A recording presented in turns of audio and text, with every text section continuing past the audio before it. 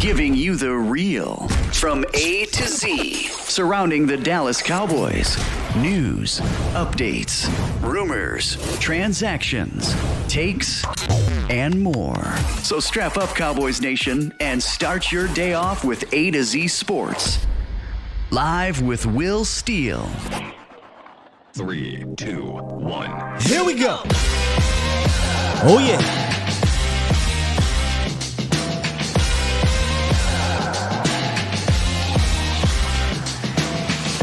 Good morning, good people.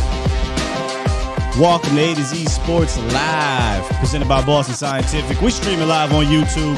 We on Facebook.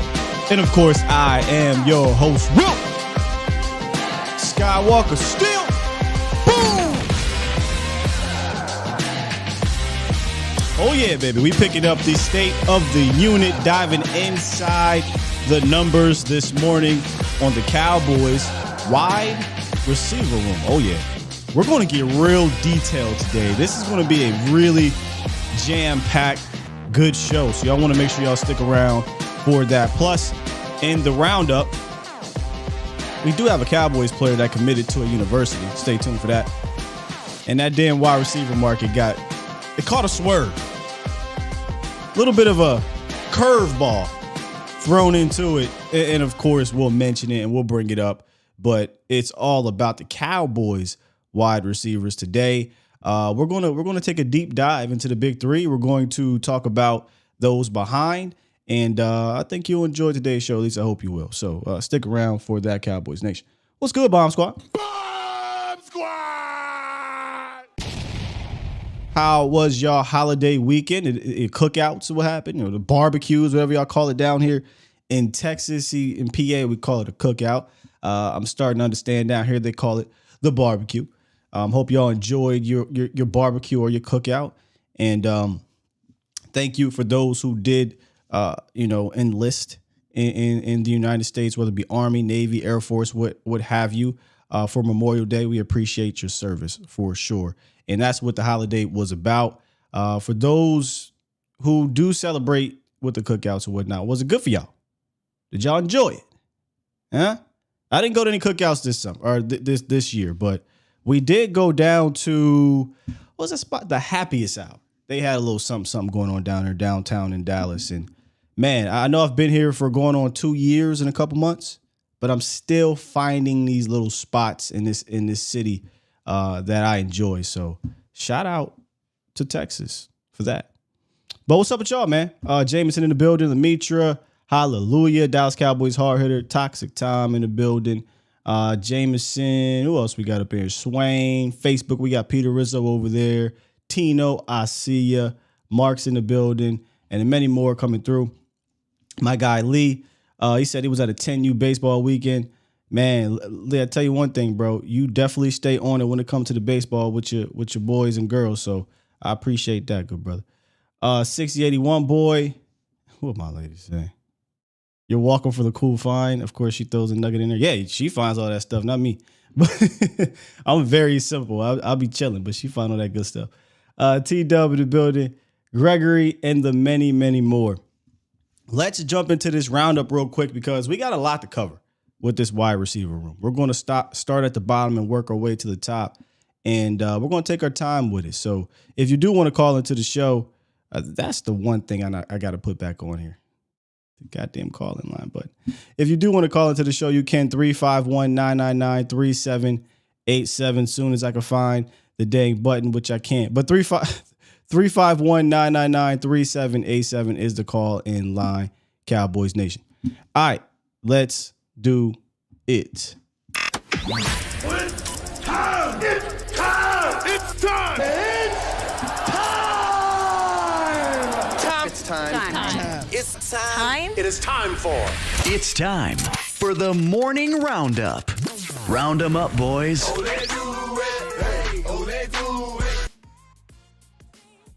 Hey, yo.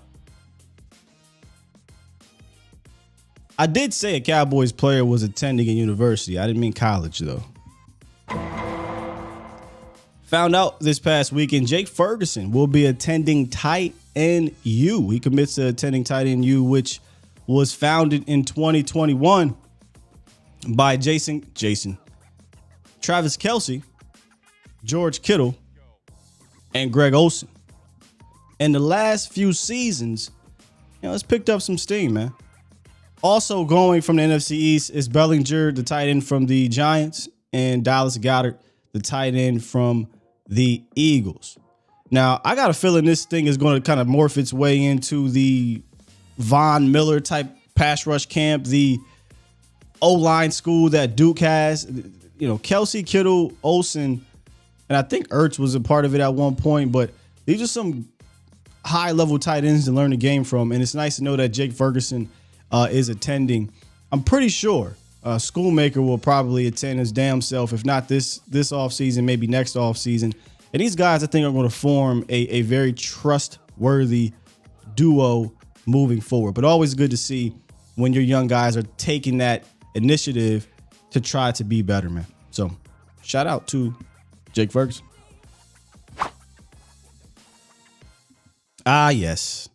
The biggest news of them all, worthy of the... So, what was it? Saturday over the weekend? Whatever it was. It might have been Friday, Thursday. I don't know. DeAndre Hopkins got released. I think it was Friday. DeAndre Hopkins got outright released. That was a swerve for me. Meaning that he is now a free agent, can sign anywhere he wants. And if I'm not mistaken, the Cardinals didn't even designate him a June 1st cut. They just flat out cut him. Okay. And immediately, I'm getting tagged on Twitter. Everybody hit me up. Sky, we should get... Look, I would love to get DeAndre Hopkins. Why are you doing this to yourself? The Cowboys aren't signing DeAndre Hopkins, man. What are we doing here? Look, I would love for tomorrow to happen. Breaking news. Cowboys signed DeAndre Hopkins. I really think that's going to happen, man. He'll probably go to Kansas City. Maybe Detroit. Man, he'll go to a team that could use a number one wide receiver and is willing to pay the money. I just think there's just way too many moving parts for it to realistically happen at this standpoint. But if you want to take all realism out of it, oh, yeah, I mean, come on, man. DeAndre Hopkins, CeeDee Lamb, Cooks. That's a ridiculous trio. That's a ridiculous trio. But I don't think that is going to happen, Cowboys Nation. I'll ask you the question, though. Do you believe it's going to happen? We all want it to happen. Of course you would love to have all the best players in the world. But I'm not that type of fan. I try to live in reality. And if I am proven wrong in something like this is one of those situations where you're excited, to be wrong. But I kind of always err on the side of caution when it comes to stuff like this. But do you think the Cowboys are really going to sign DeAndre Hopkins? Come on, man. Nah. Gregory says Cincy is where he'll probably go. I don't know why I just keep thinking Kansas City. I just got Kansas. I know he mentioned, Kansas City, Buffalo, teams like that, but they just always seem to find a way to do these type of things, Wishful thinking, and nobody really believes this thing is going to happen, which is why I'm not really going to spend a ton of time on it. Now, if it does, awesome. But a lot of this got shut down the minute the Cowboys traded for Cooks, to be honest. Let's be real. And we'll get to Cooks in a minute, but we're here today to talk about the Cowboys wide receiver room, the guys that are actually here, and talk about some of these young guys in a second. But I think Dallas feels comfortable right now with their room. And you could argue if one guy in particular gets back to form, rightfully so. But that wasn't the case last year. Here are a couple numbers from last year's wide receiver room that should have bothered you last year. Noah Brown finished the season with a 2.3 yards average of separation. That would rank 117th out of 121. Michael Gallup, 2.4, ranked 116th out of 121. And shout out to my guy Connor because he said this and it's true. Not everybody's going to get a ton of separation. Fine. I get it. But at least come down with it. And when you go look at the catch percentage, they both rank 103rd and 112th. And when you look at their careers, talking about Gallup and talking about Noah, you're talking about a 55% catch rate and a 58% catch rate. So, these aren't guys that from a quantity standpoint are going to come down with the ball at a high level efficiently. And Noah Brown, career wide receiver 5 or 6, vaulted into wide receiver 2. So we understand where that was going to be. But I think that kind of got misplaced. I don't think enough was given, at least from the media. Let's say that. We talked about it a ton here. We just try to figure out, okay, how do we mitigate the issues we have out there? And it didn't really work out that way. Hence why you see the Cowboys go out and bring in a Brandon Cooks. But before we get to the big three, before we get the Gallup, before we get the Cooks, before we get the Lamb, we have to start talking about the guys behind them, because I think there is a fight for that wide receiver 4, 5, 6, depending if they carry that many. Now, there's a cluster at the bottom of this roster that I think will be more competitive than it was last year.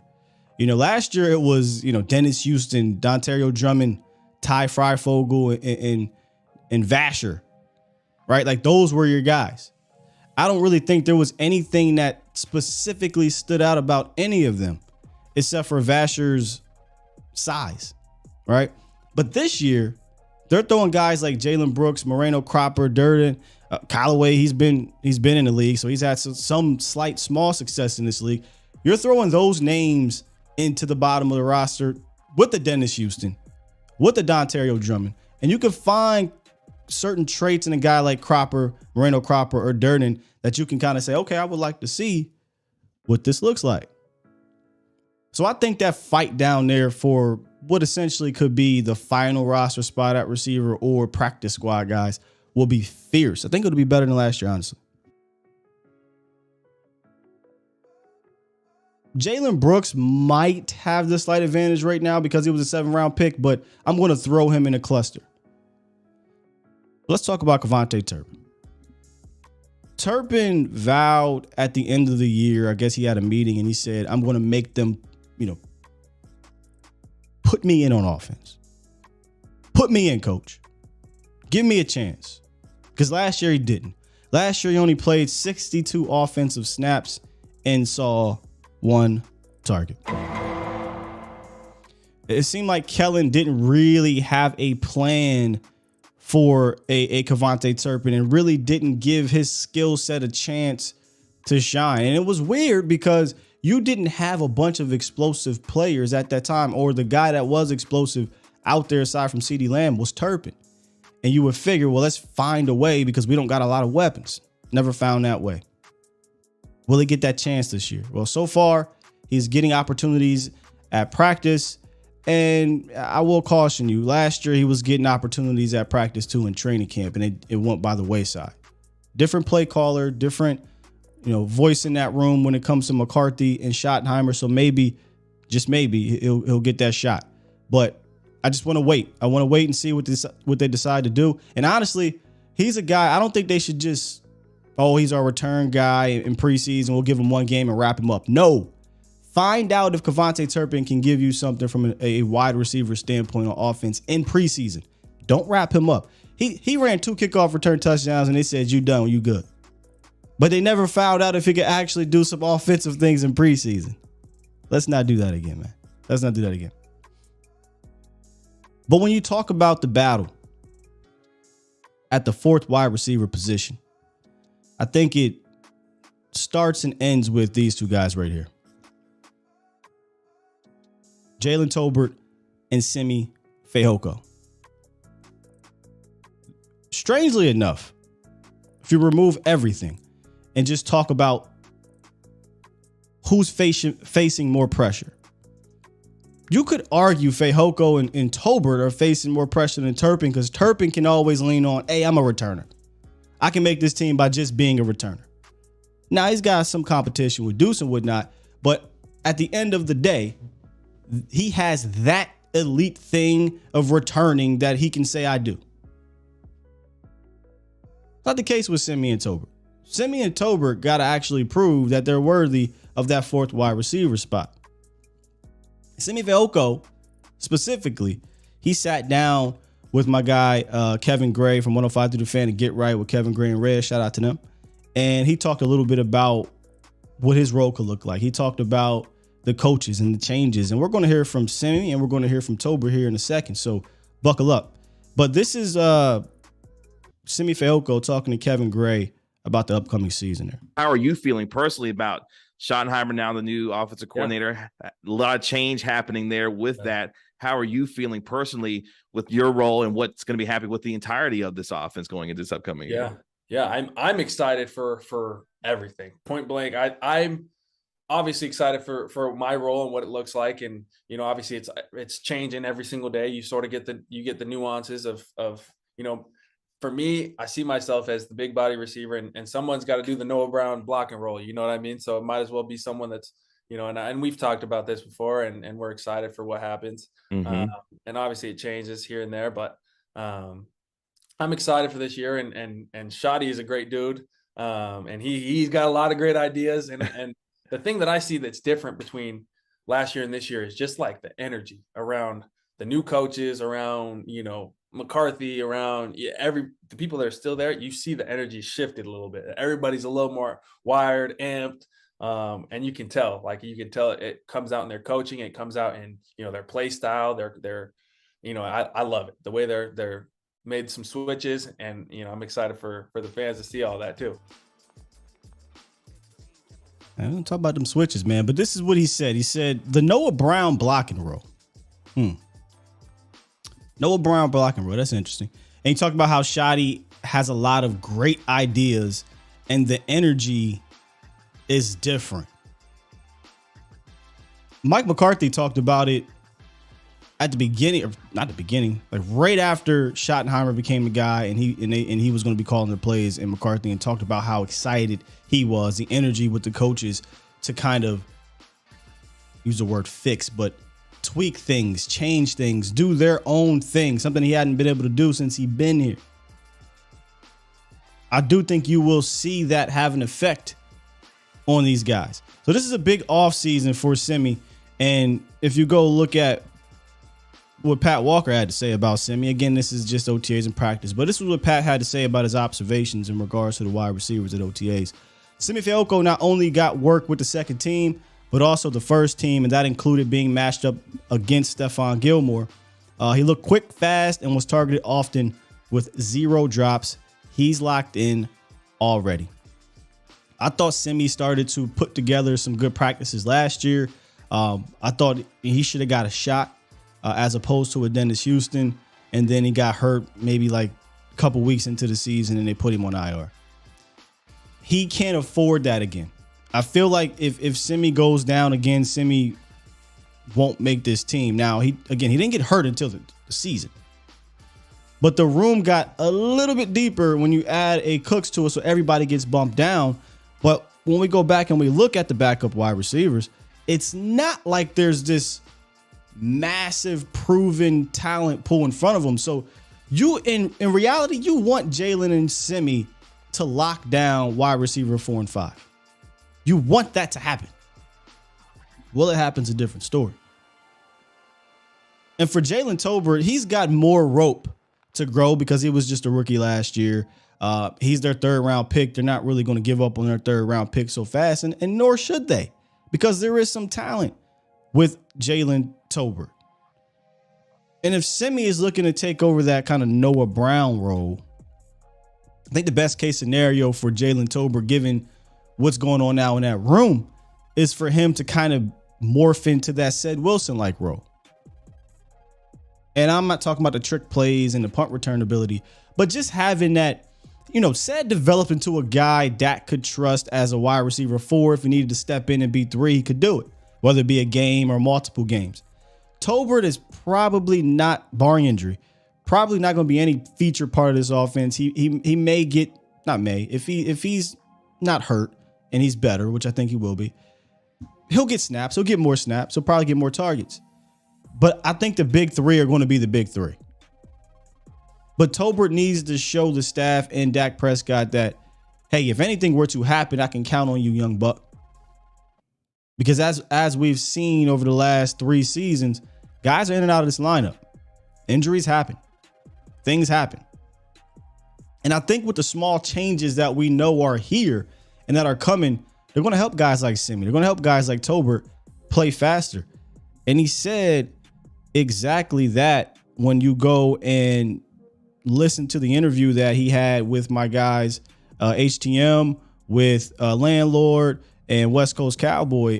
Just take a listen to, this was a fantastic interview, by the way. You got a lot of nuggets here, but take a listen to Tolbert talking about the current scheme, talking about the past scheme and the why into all of these things. Here's Tolbert on all of that.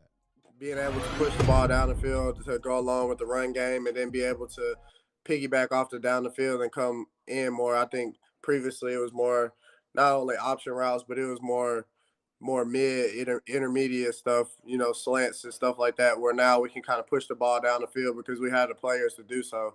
And so not only that, but then, I mean, the new system kind of allows you to play much faster, less thinking. So that'll be helpful for, a lot of guys to just be able to go out there and be confident and just play instead of, going out there and then, having 20 different things to kind of process. And man, that's what we've been saying. We've been saying this.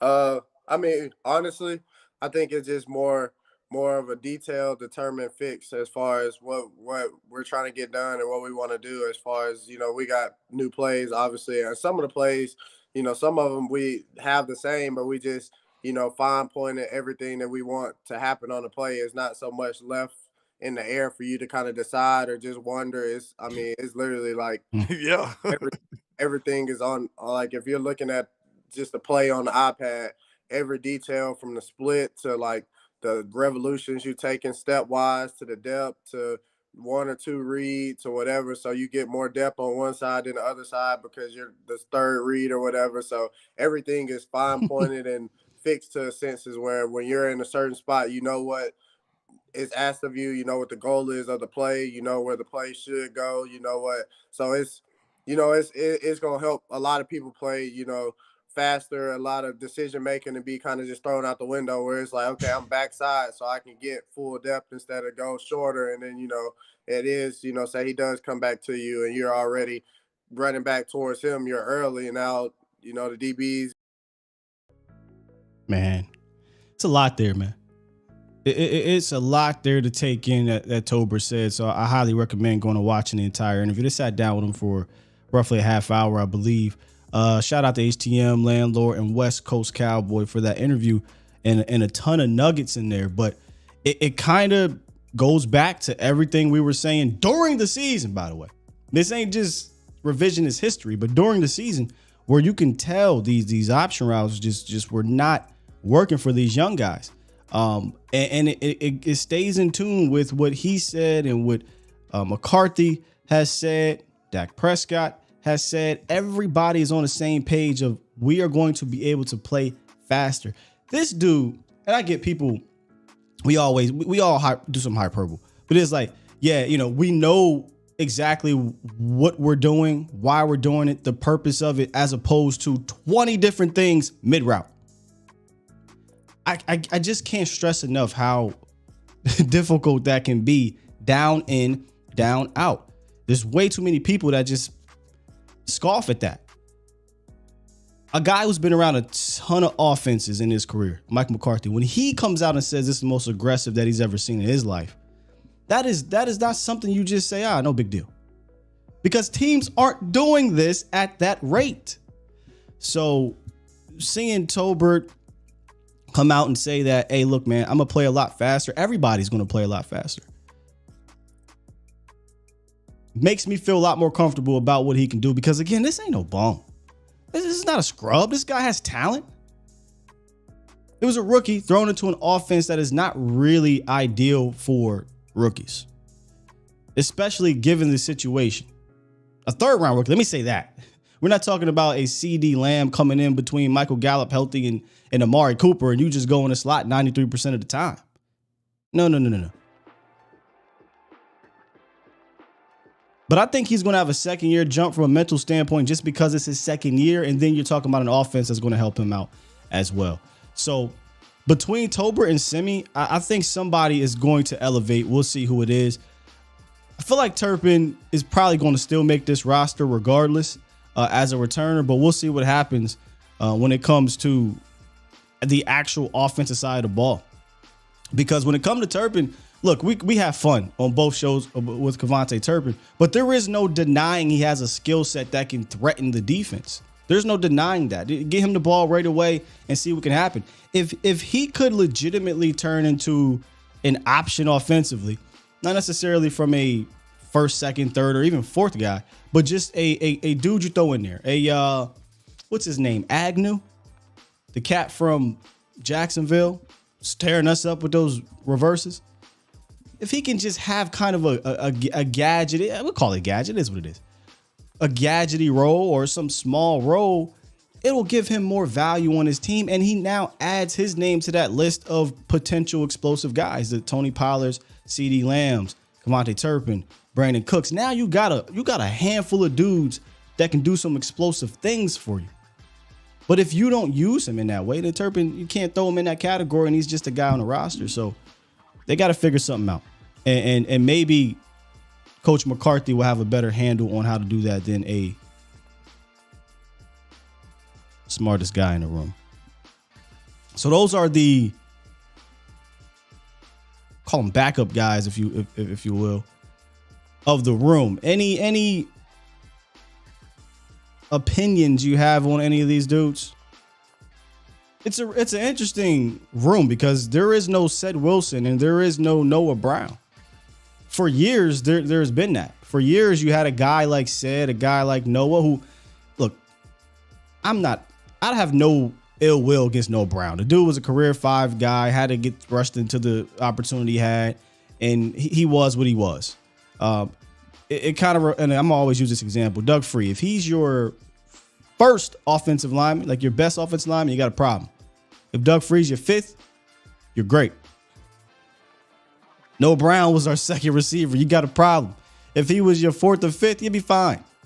So I'm not about to. Noah Brown did what he could do. But you don't really have that player that's been around for 3, 4, 5 years. So this cluster is going to be one to watch. Because you could also argue one of the dudes at the bottom here, if they show enough, we saw it. Dennis Houston. If they show that, hey, dog, I'm where I need to be, and Tolbert, you ain't. They got something to say about it. All right, let's take a couple calls on this part of the wide receiver room. We'll get to the big 3 here, but if you got any opinions on this aspect of the show, let me know what you think. Let's get to 832. What it is, what it do. What's going on, Scott? Salute to you. Good morning. Good morning. Good morning, good sir. Hey, man.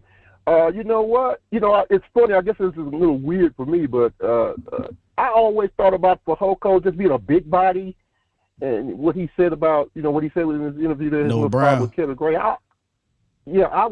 I was always not Noah Brown. No, I always wondered if it would have been possible for him to kind of go into a.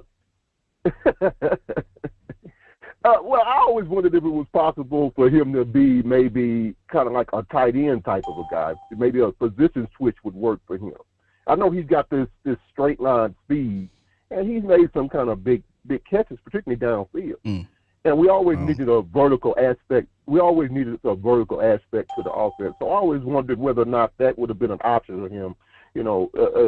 But we are what we are with that. And Jalen Tolbert, I want to give the kid a chance.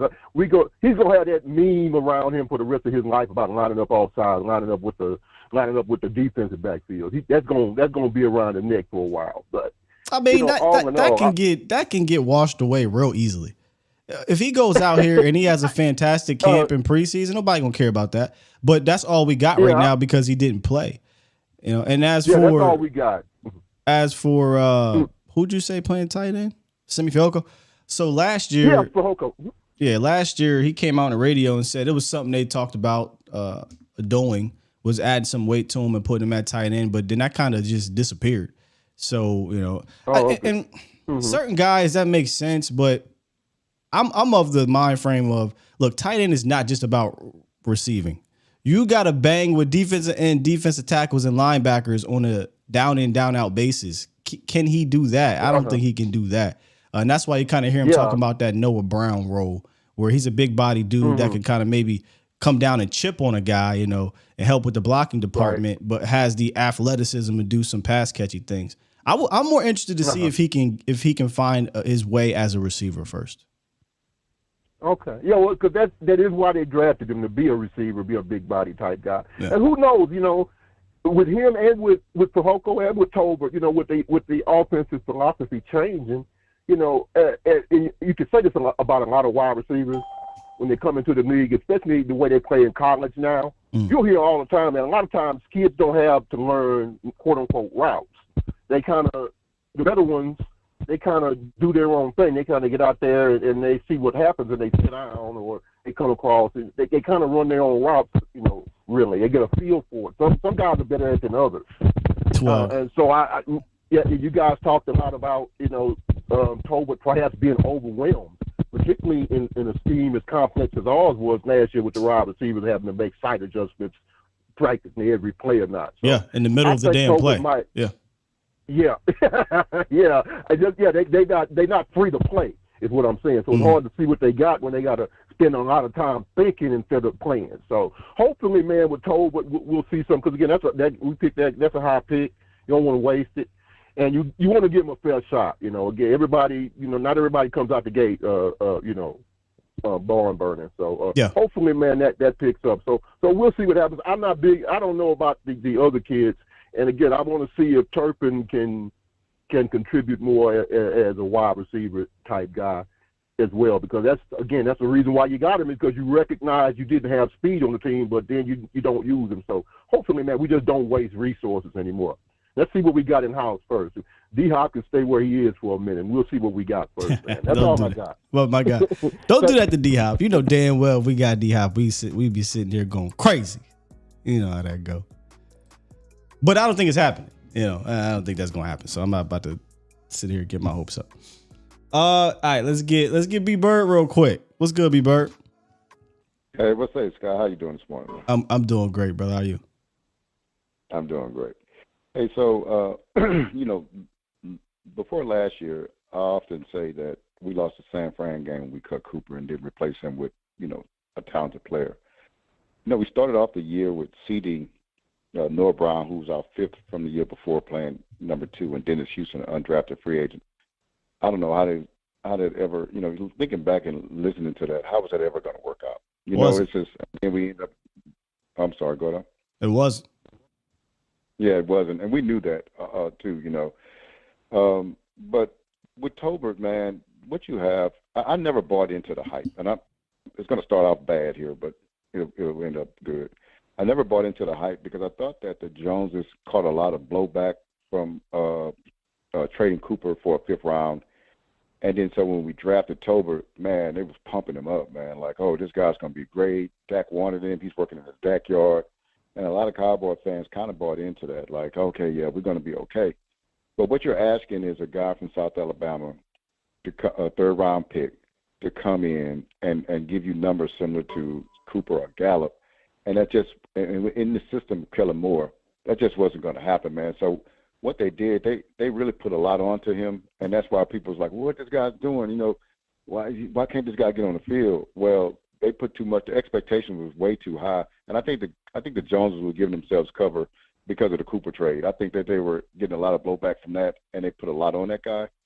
And so, they came out and said it. The system. Yeah, they admitted it after the season. Jerry Jones said, hey, man, yeah, we put too much on Jalen and Michael Gallup coming off ACL.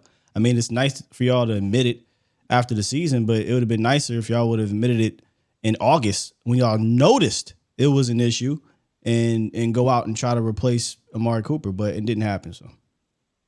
And the thing is, you saw they scrambled through it throughout the year, trying to get people with Odell Beckham and you know all these guys and all that kind of stuff. And that's that just shows you that they made a mistake at the start. But I do have confidence because what's going to happen is he said something in that interview, and I didn't catch the whole interview. And a great shout out to HTM Sport. And you know, I don't know if it's on my super chat. They're actually going to have Kevin Joseph on Wednesday also, West Coast and Landlord. So shout out to those guys.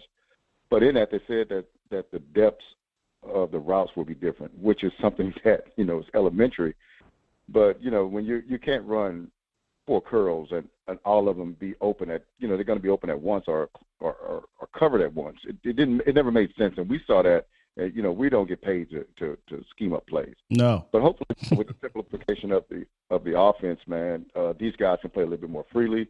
Let their talent do, because Fijoko's been here forever, and you know I think that they've been for 2 years. Yeah, that's all it's been. It's been 2 years. It's 2 years. That's all. but so hopefully these guys can come out and just let their talent be to the forefront and just play free and not have to worry about what's this guy going to do and all these post snap reads and all that kind of stuff. Hopefully they can just come out and know what to do and just go do it and they be successful. And I think what we're going to end up having, to me, basically is Fihoko and Tober, theoretically rookies to me, with this new system and everything. So I think they're going to be okay, man. I don't really care, about D-Hop. If we got him, that'd be great. If we don't, I still feel good going forward with Brandon Cooks and what we have now, man. So I just wanted to add that to it, man. I think that Tober's going to do well this year. I just think because of the scheme, it's just going to loosen him up a little bit more. And I'm going to get off the line, man. I'll listen to you on the line, bro. I appreciate the call, B-Bird, as always, man. Enjoy your day. Yeah, I mean, I'm going to be a broken record until the season, but I do think that this scheme is going to help guys like Tober, guys like Simi, and the young guys. I can't discount the Durden's, the Callaway. Well, he's not really a young guy. The Croppers, the Jalen. It's going to help all of them. I don't think they're going to come in here and feel as overwhelmed as they did previously. And I was going back and forth on Twitter about something in regards to the system in general. And I just don't think it got enough attention, just how much stress it put on these guys down in, down out. And Tober, you heard Tober mentioning it. You talk about the depth, and most of it was intermediate things and intermediate routes that were option. I had to guess in the middle of my route, in the middle of the depth, and you could tell from the defense specifically. Let's just be real. Let's just talk about the Niners, because that's the one defense that really, really kind of had a bead on this offense. If you watched how they, dictated the game, they said, we're going to bog you down. We're going to take away the middle of that field, and you're going to have to beat us over the top. And there was opportunities, and we kind of waited way too late to really start trying to take advantage of those guys deep down the field. And I remember specifically leading up to that game, looking at the advanced analytics and looking at the film, you could see they were getting taken advantage of deep. We just never did it. And maybe you can make the argument you didn't have the guys to do it consistently. I think that's a different story now. I think that is a different story, and I think it starts with the big three.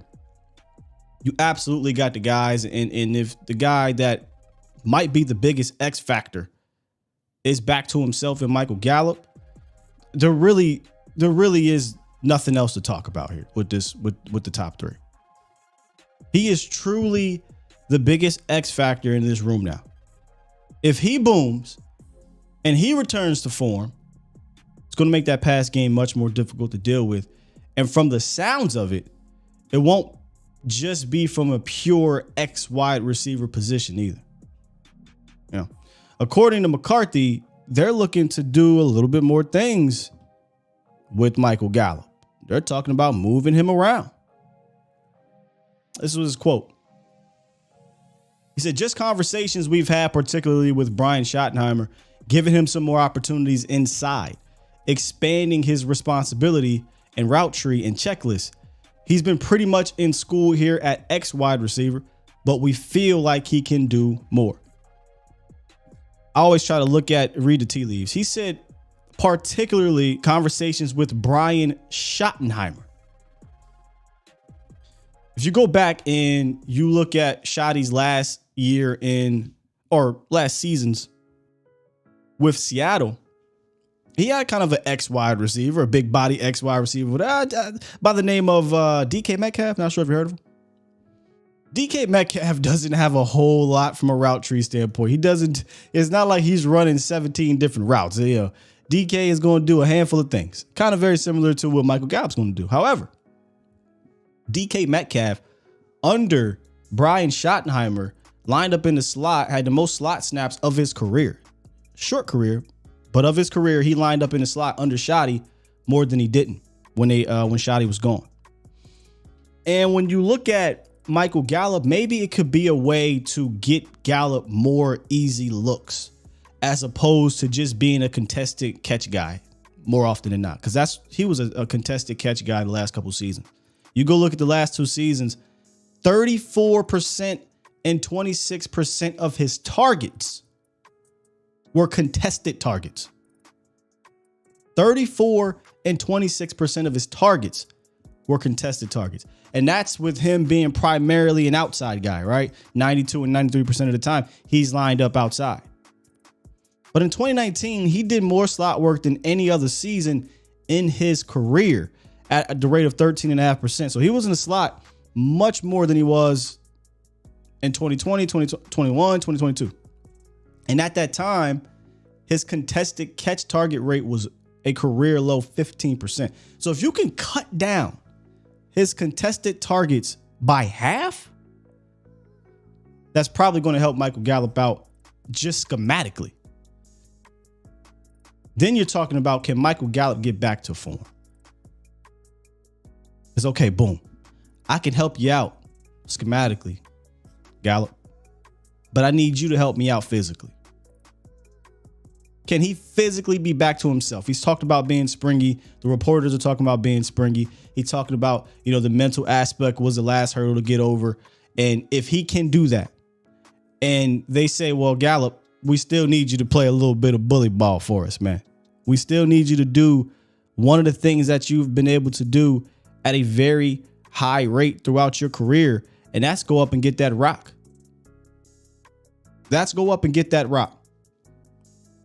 Michael Gallup has been one of the best 50-50 deep ball guys in the league when he's healthy. From 2019 to 2021, the last 3 seasons prior to 2022, obviously, he had a passer rating when targeted 20 plus yards down the field of 106.8, 112, and 110, which averages out to 109.8. Passer rating when targeted. In 2022, that thing dropped hard. 39.6 passer rating when targeted deep last year. Can't do it. Won't do it. There was always one thing you can count on Michael Gallup to do, and that was go up and get that rock deep. Hey, just run a 9. I got you. You're going to have 1-on-1. I'm going to put it where it needs to be put in the area code, and you're good to go. If he can get back to that version of Michael Gallup, where, all right, look, man, I know you ain't going to be a separation guy. I'm not asking you to do that. But I am asking you to come down with these 50-50 balls. Only 9 times he was targeted last year on these deep routes. It's usually double digits for him. And most of the time it's in the 20s or close to 20. I don't think they really wanted to do that type with him last year because I don't think he was just ready to do it. And before you say, oh, well, Dak Prescott can't throw it deep. False. That's a myth, Cowboys Nation. Shout out to Brick Wall Blitz, who put together his 5th deep ball project. He does this annually. And Dak usually lands in the top 10 somewhere. Ever since 2019, he's pretty much in that top 10. And last year, he was 4th in the league in adjusted passer rating with 124. When you don't adjust it, it was 115. If you want to go find out how he puts this together, you can search Brick Wall Blitz and look for the deep ball project. Always a fascinating project he does. He was 4th in adjusted passer rating, 11th in deep ball accuracy, tied with Herbert. If you want to go to PFF, be my guest. He was 12th in passer rating for PFF on deep balls, ahead of Trevor Lawrence, Herbert, Rodgers, Brady, Jackson, Murray. And he was 8th in adjusted completion percentage, tied with Mahomes, ahead of Allen, Stafford, Burrow, Lawrence, Hurts, Rodgers, and Herbert. Mind you, this isn't an offense that doesn't have easy buttons. So let me just throw that out there. So if Gallup can get back to being that elite 50-50 guy, that clutch guy, and him and Dak can get back on the same page, this is what you should expect on the left side here. This is what you should expect, not the anomaly, because that's what it is. When you have more data, a lot more data saying this is what someone is, and then that in 2022, that's considered an anomaly until it becomes a pattern. Now, if we get to 2023 and Michael Gallup is still, in the 40s, 50s when targeted deep, we have a problem. But I don't think it's a coincidence it comes in a year where he was coming off an ACL injury. So it's going to be about Michael Gallup getting back to form. And if he's back to form, I think you have one of the top wide receiver trios in the National Football League, which is why I have him as an X factor. An X factor that might not just be at X receiver. Might be at Z, might be in the slot. We'll see. But it sounds like Shoddy has some type of plan for Michael Gallup to kind of get him back going again. All right, before we get to Cooks and Lamb, let's wrap the Jake the Great on the line. What's good, Jake? Yo, Skywalker. What's happening, man? What's going on with your bum squad? Good morning. What's good? Not much, man. Just first I want to say, man, shout out to the Trap House landlord from Alabama, HTM, and you know what I'm saying, West Coast Cowboy, and that outstanding interview with Jalen Tolbert. I had to go back and watch it 2 times. Great interview. Got me riding on the Jalen Tolbert train. I got, I'm predicting big things for him this year. I know he kind of like disappointed last year, but what can we say? We had what's his name? We had Kellen Moore as the offensive coordinator, man. And this Kellen Moore, it's a damn shame that even with Turpin, we didn't get not one go route throughout the whole season. So that's one of my big. He ran one over against Detroit, but I really didn't see him run anything like that the rest of the year. Yeah, and you know what I'm saying? That interview was really powerful, man. I don't know how it's not on other Cowboys blogs, because how he was saying that he just started playing the wide receiver role as he was in 11th grade. The man is young. He's full of potential. I see big things for him and Michael Gallup. But I'm here at this job, so I didn't know he was going to click on me that fast. But have a great day, Skywalker. All right, man. Appreciate you, big dog. Let's get D Shift then. What's good, Shift? Hey,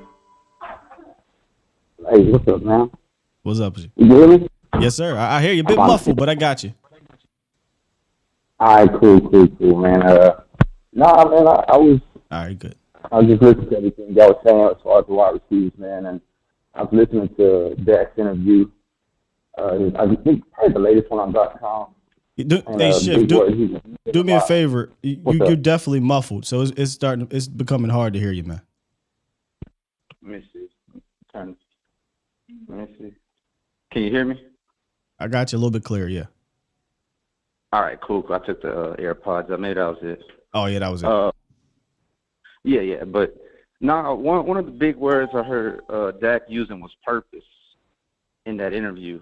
And he talked about, and I mean, you as a guy, right, Scott, man, how long have you been on this purpose with this podcast versus you had to take some steps, right, before you actually solidify your purpose of what you're doing with your talents, right? Correct. And you had a lot of options, I'm guessing, before you just nailed down what's your purpose, how you were going to purposely use your talents, correct? Yep, absolutely. So when you talk about, you put that into what our wide receivers were facing, and one thing I think Dak was alluding to was the fact of how, all right, cool, you're giving these guys all these options, but some people are better when they have a clear-cut, defined purpose. I know in this world, entrepreneurship and and branding and all that. That's all good and fine. But if you don't have a purpose for those talents and the skill set, then you're gonna be kind of lost in the sauce, right? So I feel like when now that these guys are gonna have a defined, clear-cut purpose, as Dak was talking about, so that's the word. I felt like that's probably the word of the year for him, because he hit that word very hard. Now that these guys have a clear-cut, defined purpose versus like having all those options, I think you'll see dividends. Yeah. Because what you like? Did you like start like at a media school or for this? I actually went to your talent.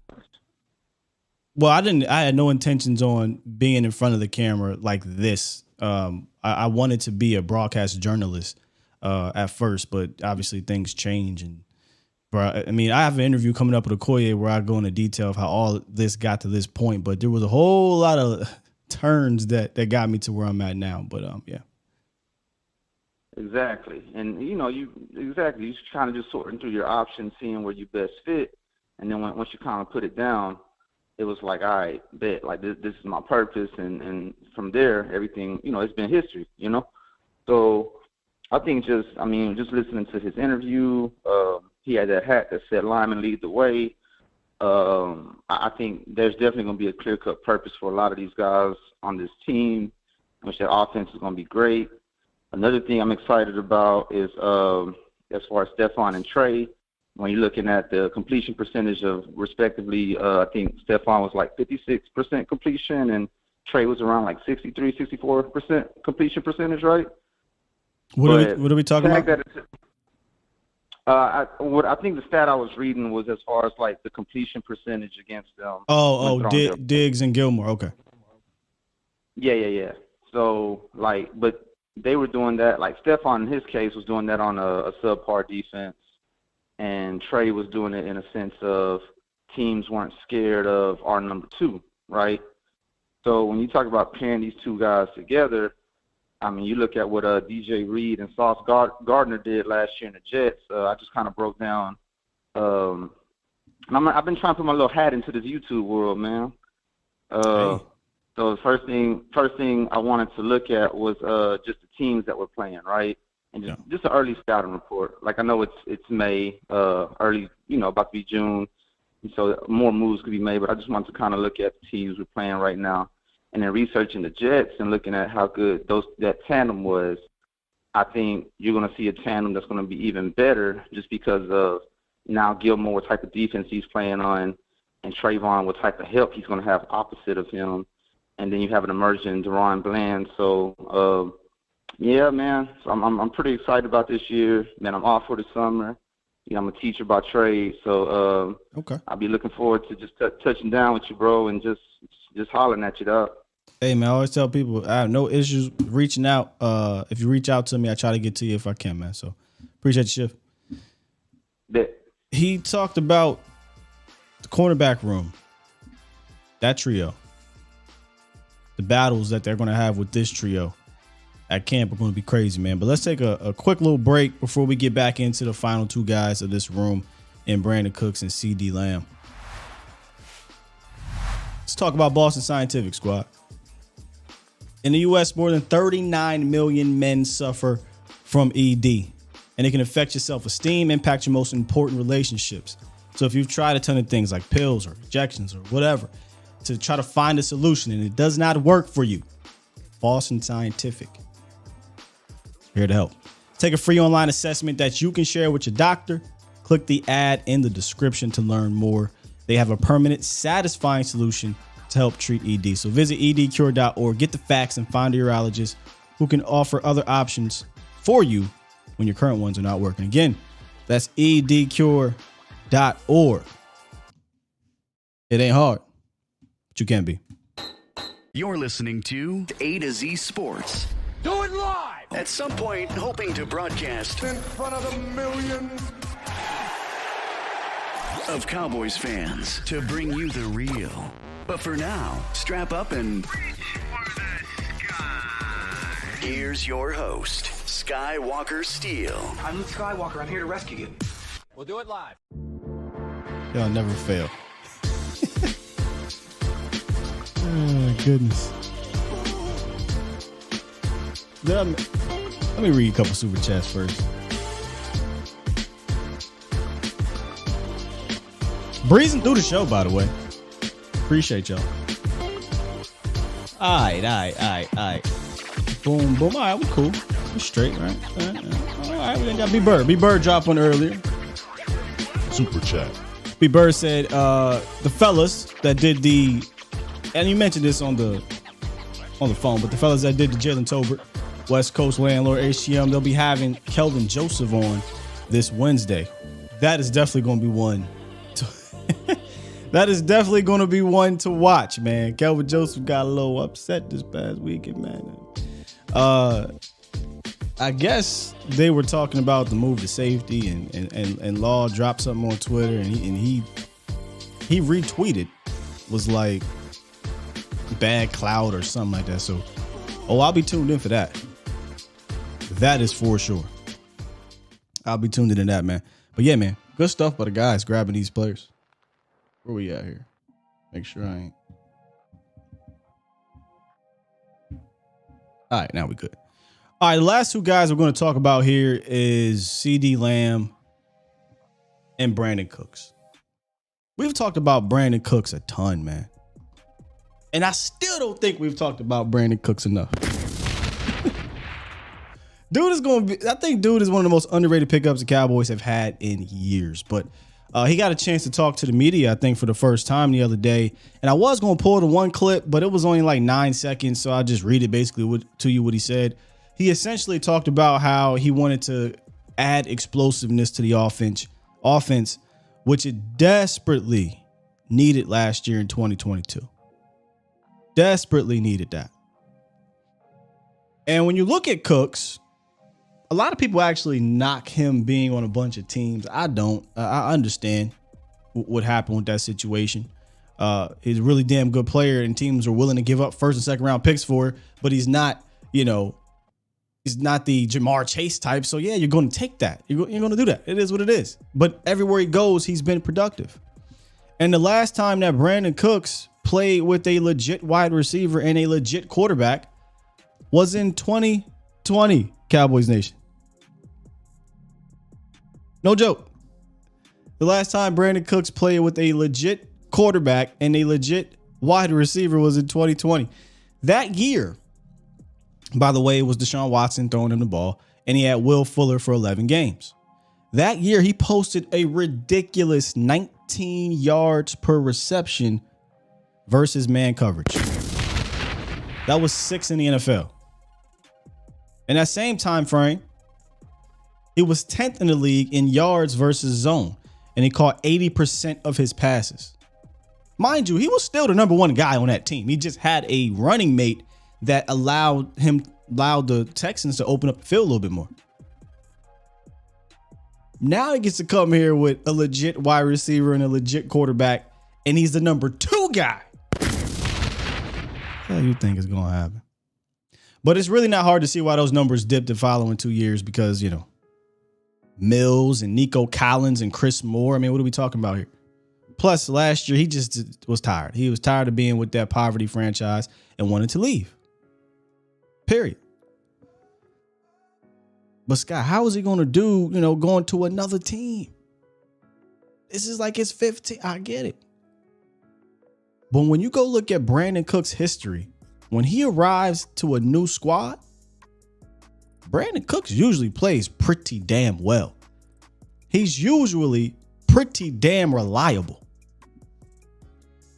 Throughout his career, he's got a 65% catch rate, by the way. And we just talked about earlier at the top of this show where guys like Noah and Michael Gallup have a sub 58% career catch rate.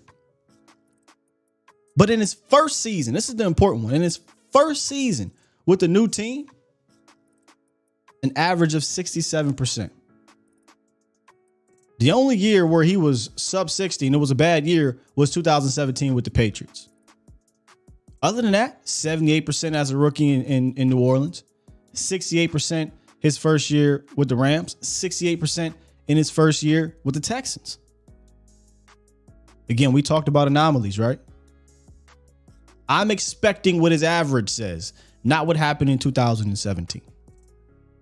So I expect Brandon Cooks to come in here and be a reliable weapon for Dak Prescott, a consistent, reliable weapon for Dak Prescott. Also a guy that can get some separation, by the way. In 2021, he was third among the top 10 targeted wide receivers in separation. We don't talk about Brandon Cooks route running like we talk about, a Allen, or like we talk about a Cooper. But Brandon Cooks is savvy enough against man. He's savvy enough against zone to know how to create separation. He knows how to use his speed to create separation. And he did that at a very high clip in 2021. So I expect him to come in here and really be one of the biggest and most productive acquisitions the Cowboys have had offensively in quite some time, man. I'm not going to throw names out there, but I don't think this thing should just go by the wayside. I feel like the media is doing it. I feel like the media is acting like acquiring Brandon Cooks is like acquiring Roy Williams from the Lions. It is not. It absolutely is not. And when you go even deeper and you're looking into the catch percentage rate, for the first time, this is crazy, for the first time in Dak's career, he's going to have a receiver 1 and 2 that have at least 60% catch rate. At least. I mean, these guys got 65, and I think CeeDee Lamb is like 68. Never had two guys that had that. Even with, and shout out to Cooper, right? We love Mark Cooper. But Cooper's rate was lower than that. First time in his career I have two guys with at least 65% catch rate. I think that's big, man. I think that's big. Now, when we're talking about CeeDee Lamb, we're not really talking about the actual numbers. Because if you want to dive into the actual numbers, we can. 3 straight 900+ yard seasons to start his career. And that total only goes up every year. 900 to begin his career, 1,100 the next, 13 last year. All Pro, Pro Bowl. CeeDee Lamb is one of them ones. Point blank, period. But when we talk about CeeDee Lamb, it's going to be about the bag. That's really where it kind of starts with Lamb. Lamb is going to continue to be wide receiver 1 in Dallas. He's going to continue to show out. And eventually that's going to lead to paying CeeDee Lamb. And when you go look at the numbers around the league, it ain't going to be cheap. Which is why I think it's in the best interest of the Cowboys to get a handle on this sooner rather than later. The wide receiver market is not going to take a massive dip like the running back market. I don't think it's going to plateau at some reasonable level like the cornerback market has. It's either going to continue to go up or it's going to probably hold at a really high rate. Much like Diggs, the longer they wait, probably the more expensive it's going to become. I know for damn well that's the case with CeeDee Lamb. The longer you wait to pay this guy, the longer or the harder it's going to hit you on the cap. If you look at, and this was coming into last year, if you look at the top paid wide receivers in NFL history, only Adams and the top 3, Hill, Adams, and Hopkins, those guys, went to different teams on non-rookie contracts. But even then, when you sign these guys, you can kind of get like a year, maybe 2 with cheap cap hit. But the best way to do it really is to extend these guys like a CeeDee Lamb on their rookie deal so you can stretch out that cap hit. You can get 2 cheap years on the cap hit if you extend them now, as opposed to, well, we'll wait till his contract runs out. And you might get a year, maybe 2. You could potentially get 3 years of a very reasonable cap hit, depending how they do the roster gymnastics. But I don't think you're going to need that much roster gymnastics if you do it now. So I just think it's in the best interest for CeeDee Lamb, or not CeeDee Lamb, but for the Cowboys to do it. Also, if Lamb continues to ball out, right? And you give him that extension right now. He's 23 years old? So say they do a 5-year extension. you can actually come back to the table around year 3 where that cap hit might take a bit of a jump and work on another extension. And he'll be, what, 26? So I just think it's in their best interest to get this thing done right now. If not right now, during the season, if not during the season, right after it. Because next year, I believe, is going to cost you about $17 million on the cap. But if they work out an extension, you can knock that down further down the road. So CeeDee Lamb, when it comes to the numbers, it's not really about what numbers he's going to put up. I think CeeDee Lamb's going to put up fantastic numbers this year, especially having a guy like Brandon Cooks on his side. It's really about the number in regards to the contract. And I guarantee you that's what Stephen Jones is talking about. How the hell can we lock up CeeDee Lamb without breaking the bank? Because that's always what he's thinking about. News for you, Stephen. You're going to break the bank. It's going to happen. Now, if you want to be like that other dude who was all about the organization, and when it comes time to pay these type of players, you just let them walk, or you trade them and you try to start all over because that's the way you win championships.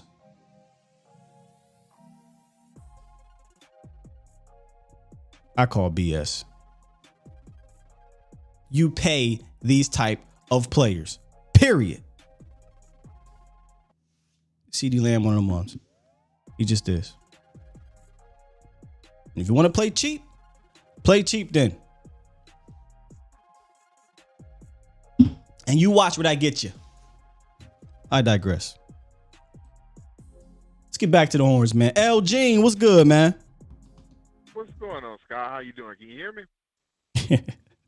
I hear you loud and clear, brother. I hear you loud and clear. Okay, awesome. Hey, I got one thing I was wondering right quick is if you notice, man, the Cowboys always have a type, and it just seems like all of their receivers match the same profile. They look for the 6 foot, 200-pound, 4'5", 4'6" guy, and it always baffled me. There was never really any diversity to their wide receiver room, and I believe that Turpin was an outlier because he was a returner. But this year, with them getting Cooks, it kind of surprised me, man. I didn't really think that they would, do that because he didn't fit the profile. You know what I'm saying? And I mean, if anybody watched I watched the Derek Eagleton break. Nick Eatman would always scream, Dallas needed speed. They needed a speed guy. They needed a speed guy. For some reason.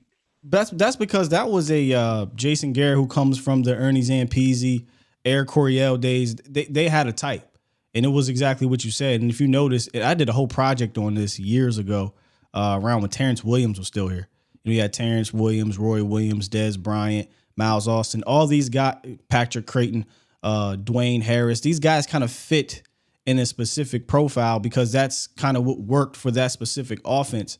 Where look, I'm not one that's going to prop up a Kellen Moore, but when Kellen fully kind of got integrated, you saw obviously with the Turpins, they were looking to go get a Brandon Cooks last year. You kind of saw them kind of crack that a little bit, that thought process, and now that it's full blown Mike McCarthy, which he has a type. Don't get it twisted.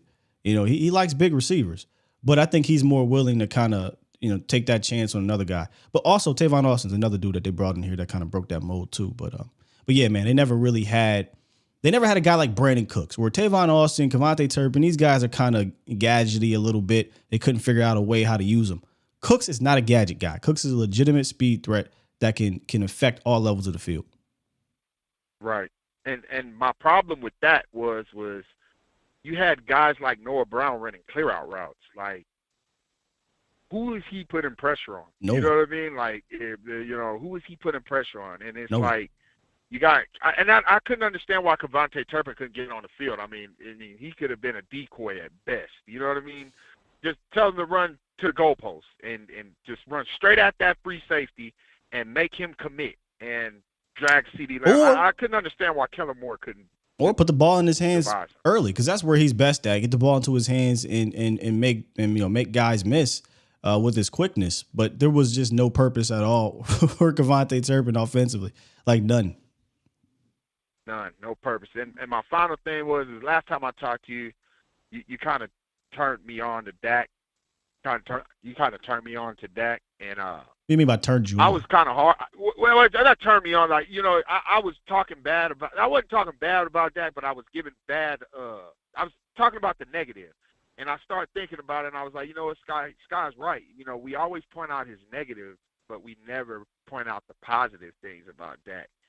And I just sat back and I thought about it. I was just like, man, Dak, for everything that he's faced since he's came into this league, on how he's came, like, I don't think I would want any other quarterback in the league. Well, you know what I mean? It's just I mean, how many quarterbacks is going to handle what Dak has had? We don't got to go so far left now. I don't. I don't know. I don't know how many people would have lost their brother to suicide. Well, okay, yeah. Suicide and all that, man. You know what I'm saying? He's been through a lot. Face the media. He's been through. Yes, he's been through a lot. And then you got a guy on national TV calling you weak, mentally weak, because you know you're battling for mental health. Like, I don't know. There's a lot of things people say to me, and I'm a God-fearing man. But sometimes, man, you know, hey, Jesus flipped tables. I'll be ready to slap somebody. You know what I'm saying? But well, I think you're starting to see a little edge come out of him a little bit, and I don't mind it. You know, I wouldn't mind if there's a little bit of an arrogant type of Dak that comes out. I think that's a little bit needed, and you might get it with McCarthy now as a coach, because McCarthy is going to coach him, right? Like, there's going to be, I think, healthy confrontation that I hope results in good things, where I just don't ever think there was real confrontation between him and Kellen. I think it was. So, man, I know you got more callers, Sky, man. I appreciate you, man, and I just wanted, like I said, I wanted to apologize to you and the bomb squad, man. I hate being negative towards Dak. We need to be more positive and support him. I appreciate you, dog, but you ain't got to pay nothing to apologize, man. I think if I remember the call, you were bringing up a whole bunch of questions. It sounded like you were saying you don't believe in these questions, but you were bringing them up. And my whole thing was, well, what about the other side? What if that happens? Then what? The conversation just ends because it's not as fun to talk about. And that's my whole thing. Like, it's more fun for certain people. It's more hot buttony. It's more clicky. It gets people riled up. It's provocative when we bring up the negatives. But this dude, it gets people going, man. But this dude on Twitter, he did he had a thread on what makes Dak so good. And I was just like, yo, that's crazy they did this thread, because we were talking about a lot of this. And my whole thing about it was, again, people have the negative embedded in their head that when the positive things are happening, it's just the norm to them. So we don't really magnify that. But he does those things at a higher rate than the other things. It's just that when we do those other things, those things just stay in our heads, man. And it is what it is. Until we get more postseason production, I don't think anything's going to change with those type of people. I just urge people to provide context, man. There's more to this game than just we won, we lost. Like, there was so much good that was done last year. I think growth, in my opinion, from a quarterback standpoint, that goes by the wayside because you lost, and it is what it is. Absolutely, Sky, man. God bless you, man. You take care, Sky, man. You're doing a wonderful job, brother. Appreciate you, big dog. Salute. Yes, sir. We got this is a new one. 808. You are live. What's good? Hey, what's up, brother? Good morning, man. How are you? I'm doing good. Can you hear me loud and clear? Man, I got you crystal clear. Oh, nice. This is my first time on your show. I only just started recently watching this. Oh, well, I got to say, I love your stuff. But, you had mentioned something earlier about like our receiver room and about Brandon Cook's pickup and stuff, and about the media. I had a thought about that.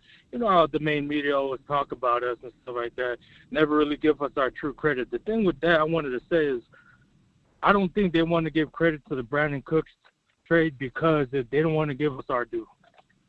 Because we got it at such a, I'm going to be honest with you, we got that for a steal. Yeah. That's 2 late round. 5th round pick. Draft picks and stuff. Like we got nothing and stuff. 5 and 6, they don't turn out too much. And you get Brandon Cooks for it, I'm saying we got a big steal off of that. Oh, 100%. Him and Gilmore for that matter, right? But yeah, you get a guy like Brandon Cooks for the 5th, and then you're able to work out the contract. One of the most savvy trades they've ever made, in my opinion. Yeah. But the big thing I wanted to bring, I just wanted to see your thoughts and stuff. I'm gonna be honest. I'm one of Dak's biggest critics, but I'm also a big football guy. Gotcha. I give credit where credit due. I give criticism, but I always give where credit due. But the thing about Kellen Moore, I thought about this a while back. If you go back and look 2 years ago on Stephon Gilmore's interview, he criticized Kellen Moore's offense. You can go back and look at it and stuff, and I started to think how he's been touted as exotic mind and stuff, and I give credit where credit due. He's a good offensive coordinator. I just think he's an immature one. Yeah.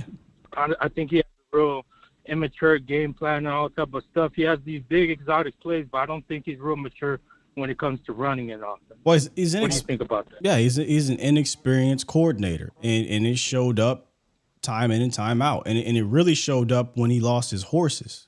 I used to get on Garrett about this. Like, yeah, when you have your horses, everything is fine. But what happens when you have to adapt?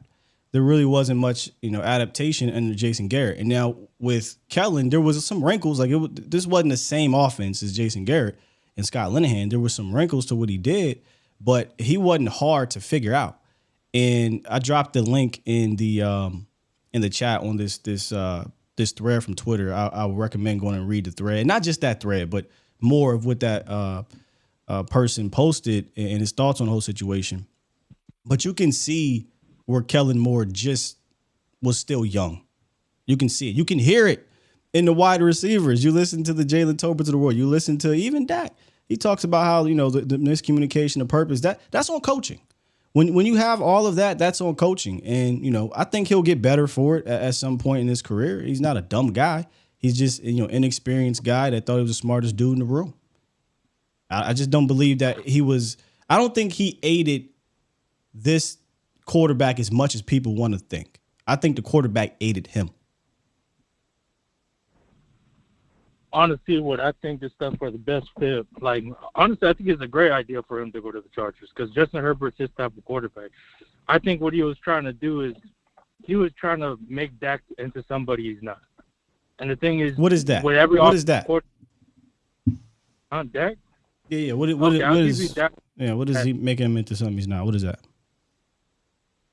What's going? This is an over exaggeration with the dip and dive stuff and all that. I don't think that tells the whole story and stuff like that. With Dak, I think he's a dual threat quarterback that's been hurt. And the thing is, obviously, say that the dual threat completely. Yeah, he ain't a dual threat. He ain't that no more.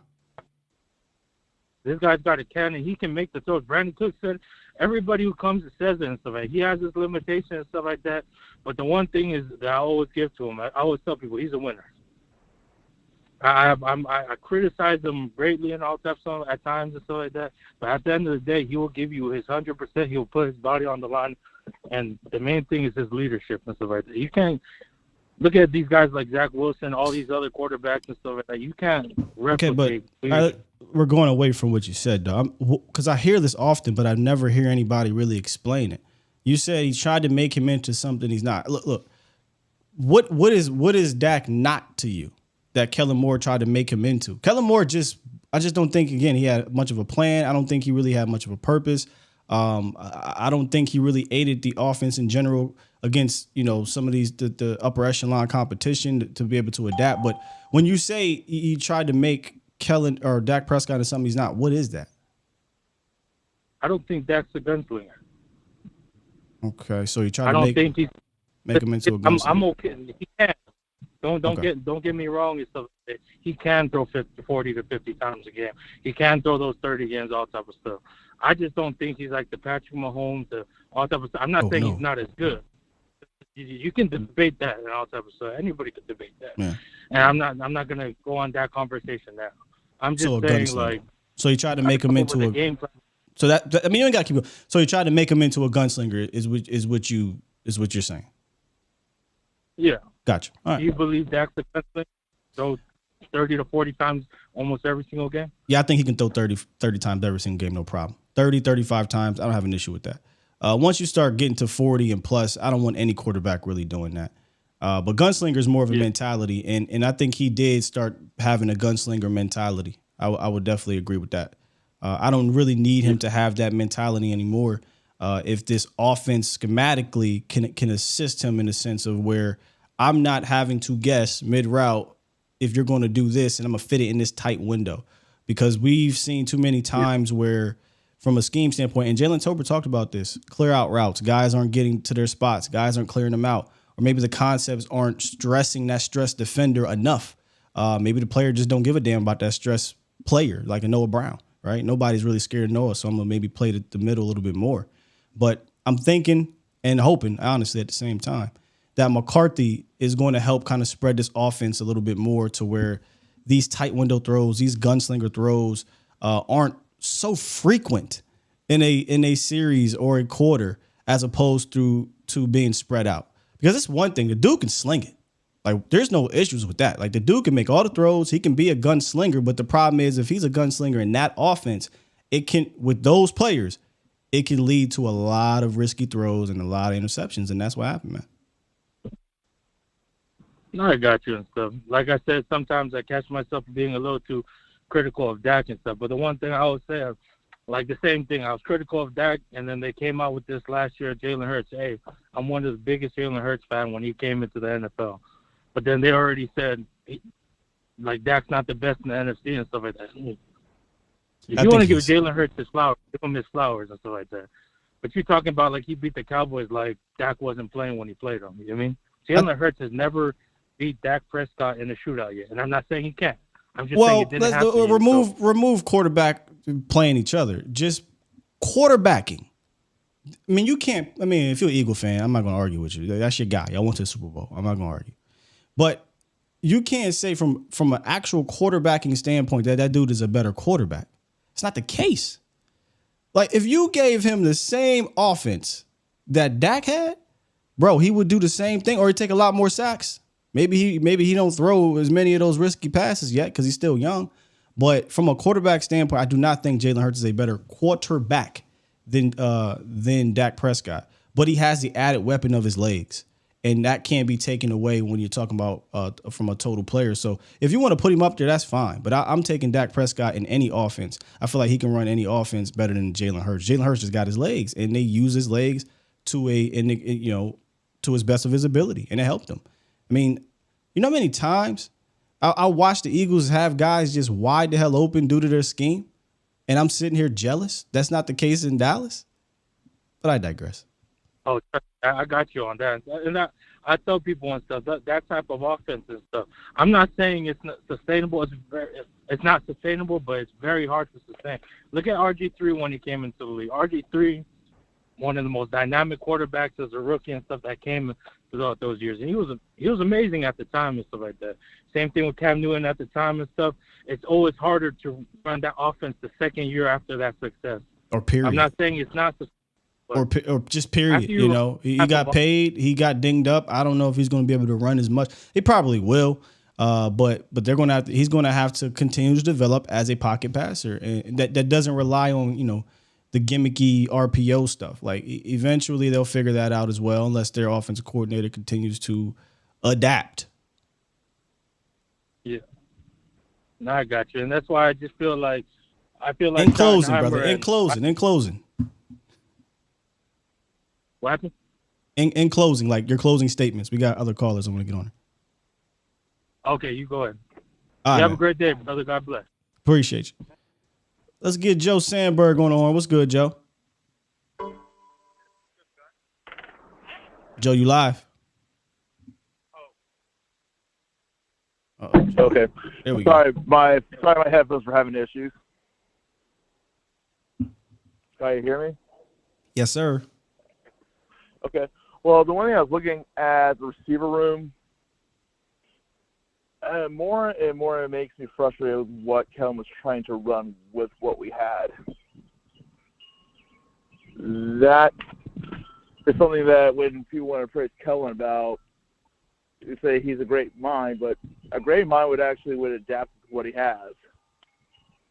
Yeah, I mean, that's true too. That's true. And I'll give him credit on understanding that he really only had Lamb, and he was moving Lamb around a lot.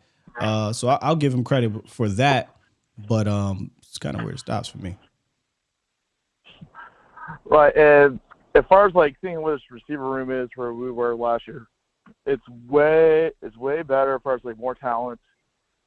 Could you possibly do some of that stuff you want to do with the option routes with what you have now? Yes.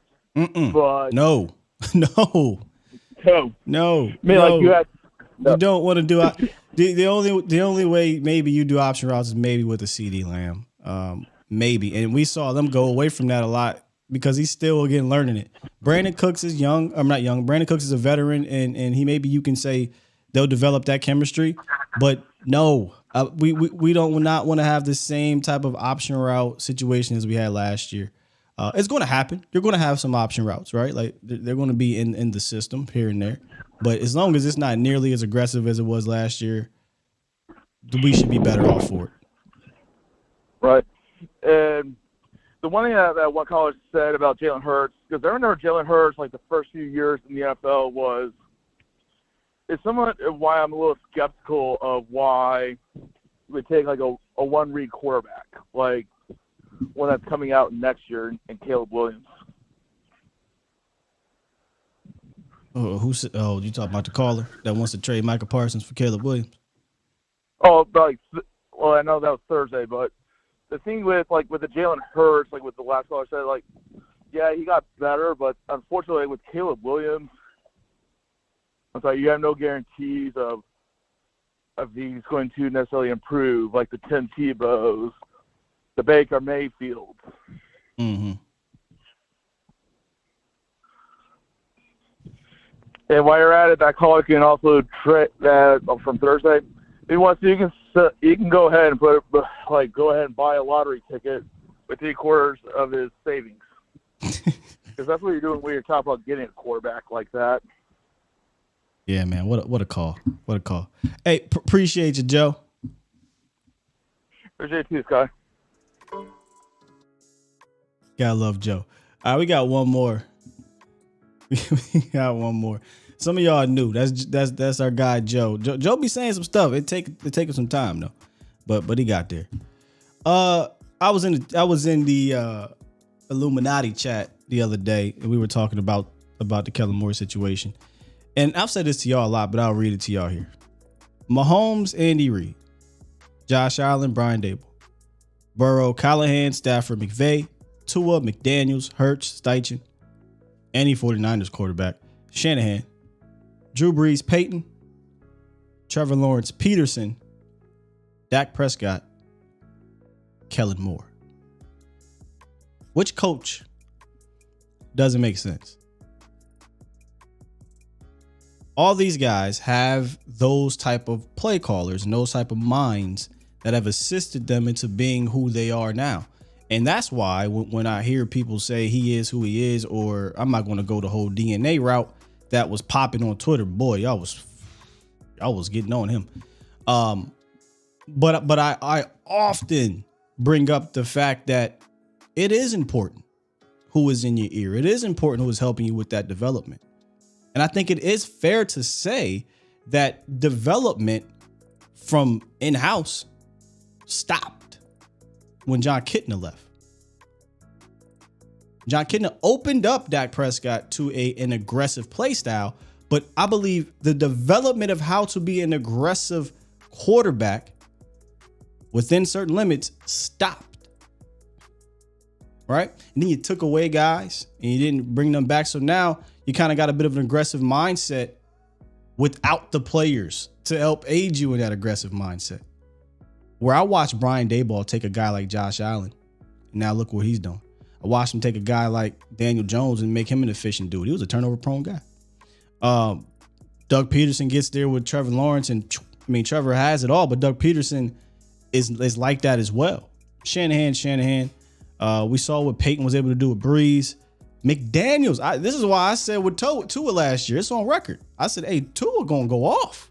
Because not Josh McDaniels, but Mike McDaniels. Now, Tua had a lot of head injuries, but when he was playing and healthy, Tua was fantastic. We saw what McVay did with a Stafford late in his career. So if Schottenheimer and McCarthy can have this type of impact on an already top 10 quarterback, how can I not go into this season feeling confident that my quarterback is going to be fine? We talked about anomalies, man. That's one of them. In fact, I already told y'all, everybody's missing a boat on him of what needs to actually improve. It has nothing to do with his actual down in, down out, game in, game out play. It's about the finish, man. It's about the damn finish. And that is not something that you can analytically, you can film. He just got to do it. He just got to finish. And we're talking about the playoffs against the 49ers for the most part. But that's what it is. But from a quarterbacking standpoint, I'll continue to say it. He can do whatever you want him to do.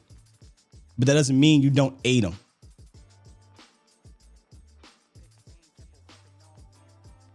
(970), you are the last caller of the show. What's good? Hey, how you doing, Tyler? I am called in while I have been feeling good. I usually want to say, how about them Cowboys? Is this Sonny? Yes. My God, come on, man. You know we remember you here. What's good, Sonny? Oh, I've been listening to all the woo-hoo and all this and that. Hey, I tell you what's going to happen this year is we're going to dominate the NFC, and we're going to go to the Super Bowl. I don't think it's going to be Kansas City, and I don't think Buffalo is going to be as good as they think. I think they're kind of falling apart. But I wanted to say that I think Dak Prescott, I have to disagree on one thing that you did just say a little while ago. He's not a top 10 quarterback. He's a top 3 quarterback in the NFL. Whoa, I didn't think that was going to come from you, Sonny. Oh, yeah, you know that, dude. He's got the heart of a champion, and I mean, even Brady himself said that, you know. It's just like you said, you got to have the right offensive coordinator. I bet if Patrick Mahomes was on Detroit Lions, would they have a Super Bowl? No. I doubt it. You know, and he's supposed to be the best quarterback in the NFL right now. Am I correct? Yeah, he 100% is. He's a freaking alien. But you're on to something here, Sonny. Aaron Rodgers. But you're right. I you know, it depends on who you have as your offense. You could be the best quarterback in the world. If you don't have the right offensive coordinator and everything, you're not going to do squat. Yeah, I mean, hey, I'll tell you what's going to happen. Dak Prescott's going to be the MVP this year. CD's probably going to go for 50. He's going to have a breakout year this year. And our defense is going to be so dominant. The NFL has never seen nothing like what the NFL has no idea what's coming for them in the NFC. There's no reason why we should just place everybody in the NFC this year. We got the best quarterback, the best team. I said that last year too. I thought we did, but we kind of choked there towards the end. I don't give it so much on our offense, a little bit on the offense, but the defense. You mean we should have won that San Francisco game. Flip it. If Michael Parsons is as great as he says he wants to be, he should have he should have just hit that quarterback. Yeah, there's no way they should have gave up that touchdown. You just can't let stuff like. But hey, this year, Michael Parsons is going to go off. He's going to have an unbelievable year. Our whole team's going to have I just can't wait to see what's going to happen. I mean, what's your feelings? We really don't know how this is all going to work. We don't know how Mike McCarthy and what's the name are going to click. Well, let me tell you something. We really don't know. All we're doing is speculating. We speculate, Sonny, but I will say this. That's all we're doing that's right now. That's all we're doing. But I don't think Philadelphia ain't going to, you know, they had a good year last year, but look at the schedule they had. They had an all-star team, of course, you know. That's the only reason they won, because on talent alone, who they had to play against. You know, they didn't have to play Kansas City and Buffalo and some of them tougher teams, did they, last year? I mean, they had some challenges, you know. They had their own challenges. Well, yeah, but I mean, look at our schedule compared to theirs. They got us set up for failing. But I tell you what, we're gonna shock a lot of teams. but there's so that you know what's going to happen after we win the What's gonna happen? NFC. The reason we won because there was no quarterbacks Shit, in the NFC. I don't give a damn what they say. After they've been bragging about how good, you know, Hurts is and all Let me tell you that, something, son. they're all going to change. Let me tell you You know something. that's going to give us credit. Yeah. That's all I want to say was yeah. All right, man. Hey, Sonny, that's a fantastic call. Love the positivity from you, big dog. I love talking to you guys, and my record is we're going to go 50, probably 14-3, possibly. We could be 15-2, but God damn that! I don't, you know. I mean, have you gave out your prediction I yet? tried to. I don't really do record predictions. I do think the Cowboys are going to be a double-digit win team. And they're going to be one of the best teams in the NFC. I'm with you there. I think they already on paper have one of the best teams. It's just going to be about what happens in those playoffs, big dog. But yeah. And what do you think the odds are on Dak Prescott being the MVP this year? Probably low. I mean, I don't know what the actual. Mm-hmm. Yeah, I don't know what the actual. A lot of this kid depends. Yeah. Oh, go ahead. A lot of this kid depends on our offensive line now. Go ahead and start talking. Hey, Sonny, look, Dak Prescott, I did say on Friday that he's going to have a career regular season year, which means we're talking upwards of 37 to 40-something touchdowns and about 10 to 13 interceptions. So, you know, that's arguably MVP. So, yeah, I think he could potentially be in the discussion, Sonny. Oh, yeah. You know, and you got to look at the schedule we're playing, too, though. It's kind of a hard schedule if you really think about it. I like that, though. I like that. A lot of these teams on the road. Yeah. Some of these tough teams. I mean, a lot of these teams are going to be defense. You know, I'm not going to say it's going to be a cakewalk, but if everything, because Parsons have been in the league now a while, and I got a feeling CD's going to go off. More, but Sonny, it all depends on our offensive Sonny outside line on his rocking chair. If Dak Prescott can stay healthy, which I think with that he natty can, light in his hand, if he can, look out. That's all I'm going to say. Now we back. Yes, sir. You're right, Sonny. Hey, look, enjoy the rest of your morning, Sonny. I hope all is well and you had a good weekend, sir. Oh, yeah. I've been dealing with my sick mom and stuff. And I got I just sorry to doing hear a lot that, of stuff. Yeah, you're fine. Hey, it was good talking to you, sir. Oh, man, look, But, it's always a pleasure to talk to you, Sonny. Oh, yeah. But, hey, this is the year for the Cowboys. Of any years throughout the NFL, this will be the year. My There God. ain't no more quarterbacks. Ain't no more quarterbacks. Well, no, I don't know of one. Do you? Nope. No, I mean, look, the Cowboys is. I mean, I really don't know. They're all over there in the damn AFC now. I'm not gonna pull this up. Hey, enjoy the rest of your day, Sonny. I'm gonna keep it moving and get back to the show. Hey, I love you and I enjoy talking to you guys. Always, brother. Boy, I almost see my. Remember Edgar the Bug? I almost put that on screen, but that's wrong. You know, we have fun with Sonny. He know he got that. He got a unique voice. Man, what's a lot there? Appreciate Sonny though, man. I ain't heard from him in a long time. I don't think I heard from Sonny since mid-season, something like that. All right, let's get to the super chats and then we gonna get up out of here, man. I do. Come on, man. He always bring the positivity and the up tempo, you know, the upbeat energy. I like it. CD will break records this year with Dak healthy, says Black Lion with his super chat. Super chat. Break records. I mean, 900, 1100, 1300. Could we see the first 1500 yard receiver in Dallas since what? Mike? It's like Michael Irvin, man. It is, Jay. It is. Shout out to Tommy Boy as well. Tommy Boy. I did put him on there for a quick second, man. Don't do that to him. Sully said, turn that motherfucker into the Sonny Walker Steel show. Sonny said, go ahead. But what you think about that deal?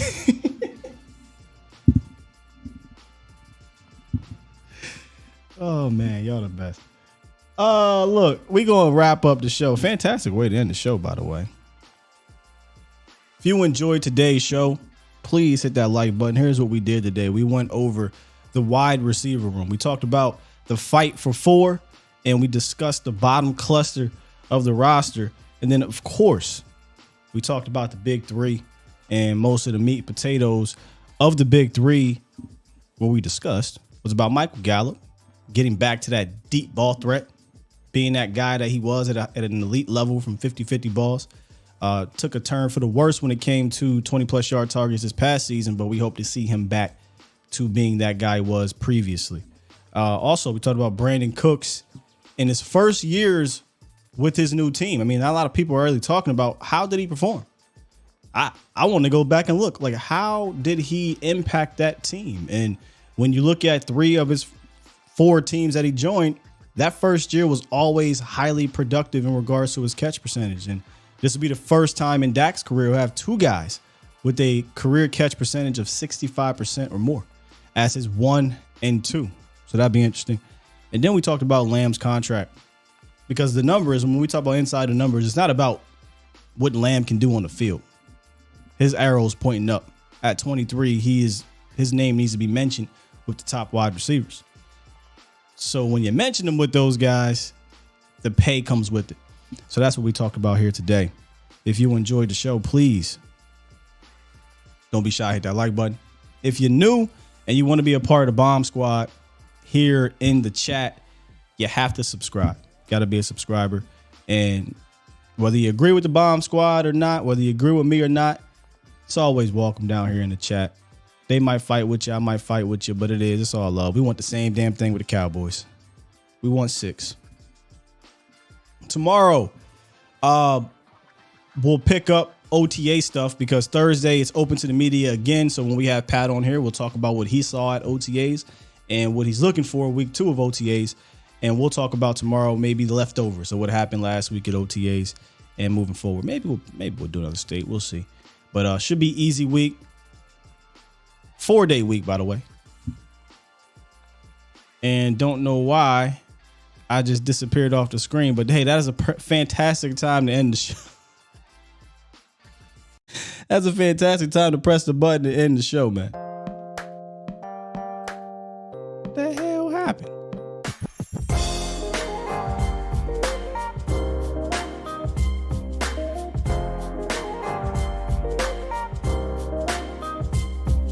Wait, can y'all see me? Because I don't see me. Hey, Vosh Lombardi Live. We back. Tune in later today. 3-ish Mafia. Should be a good one. Be out of here. Peace.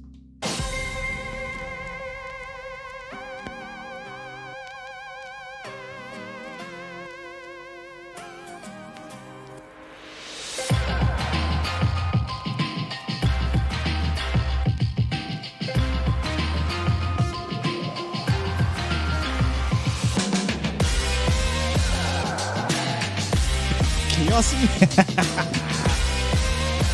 You can't miss shows, man. One from Can Y'all Hear Me? Can y'all see me?